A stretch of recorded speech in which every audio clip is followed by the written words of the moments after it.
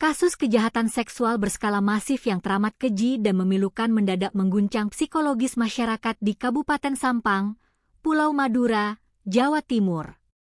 Satuan Reserse Kriminal Polres Sampang akhirnya membongkar kronologi utuh kasus dugaan ruda paksa bergilir yang menimpa seorang anak perempuan di bawah umur berinisial RR yang baru menginjak usia 15 tahun. Ironisnya, tindakan biadab ini tidak hanya terjadi sekali, melainkan berlangsung secara berulang-ulang dalam rentang waktu 4 bulan sejak Februari hingga Mei 2026 dengan melibatkan puluhan pelaku. Kapolres Sampang, AKBP Hartono, dalam rilis resminya pada Kamis, 9 Juli 2026, membeberkan bahwa petaka memilukan ini bermula saat korban berada seorang diri di kawasan Taman Wiyata Bahari, Jalan Suhadat, Kelurahan Dalpenang, Kecamatan Sampang. Di fasilitas publik tersebut, korban RR sebenarnya sedang duduk santai untuk menunggu kedatangan temannya. Namun, saat sedang menunggu, korban didekati dan berkenalan dengan sejumlah pemuda yang merupakan komplotan pelaku.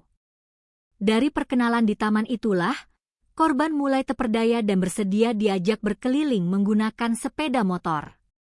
Sejak hari perkenalan tersebut, korban justru terjebak dalam lingkaran setan. Dalam beberapa kesempatan yang berbeda, para pelaku secara bergantian membawa korban ke sejumlah lokasi sepi dan terpencil di beberapa wilayah kecamatan berbeda di Kabupaten Sampang. Lokasi-lokasi eksekusi keji tersebut diantaranya berada di kawasan semak-semak belukar di Desa Panggung, Kecamatan Sampang, sebuah rumah di Desa Madupat, Kecamatan Camplong, hingga area sunyi di Desa Astapah, Kecamatan Omben. Korban terpaksa menuruti seluruh kemauan bejat para pelaku karena berada di bawah tekanan psikologis yang sangat hebat. Korban tidak berani melawan, apalagi bercerita kepada pihak keluarganya, karena setiap kali usai melancarkan aksinya, para pelaku selalu melontarkan ancaman verbal bahwa korban akan dibunuh jika berani melapor, kata AKBP Hartono dengan nada geram. Modus operandi komplotan ini terbilang sangat sadis.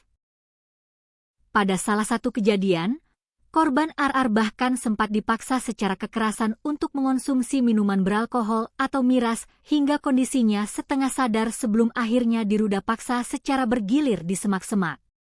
Korban RR sendiri diketahui merupakan anak dari keluarga broken home atau tidak utuh dan sehari-harinya hanya tinggal berdua bersama neneknya yang sudah sepuh, sehingga pergerakannya kurang terpantau. Akibat rentetan peristiwa traumatis tersebut, korban mengalami syok berat, trauma mendalam, serta ketakutan akut untuk berinteraksi dengan dunia luar. Setelah mengumpulkan sisa keberanian yang ada, korban akhirnya mendatangi markas Polres Sampang untuk melaporkan penderitaannya. Berdasarkan hasil penyelidikan intensif, penyidik secara mengejutkan menetapkan sebanyak 27 orang sebagai tersangka resmi.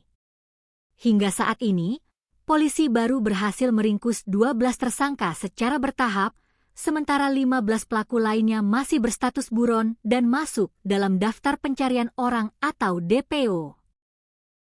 Dari 12 pelaku yang sudah dijebloskan ke dalam sel tahanan, mayoritas diantaranya ternyata masih berstatus sebagai anak di bawah umur, dan hanya 2 orang yang tercatat sebagai pelaku dewasa. Pihak penyidik menjerat para tersangka dengan pasal berlapis, termasuk Undang-Undang Nomor 1 Tahun 2026 tentang penyesuaian pidana dan Undang-Undang Sistem Peradilan Pidana Anak. AKBP Hartono menegaskan jajarannya akan memburu 15 pelaku buron lainnya tanpa pandang bulu hingga tuntas.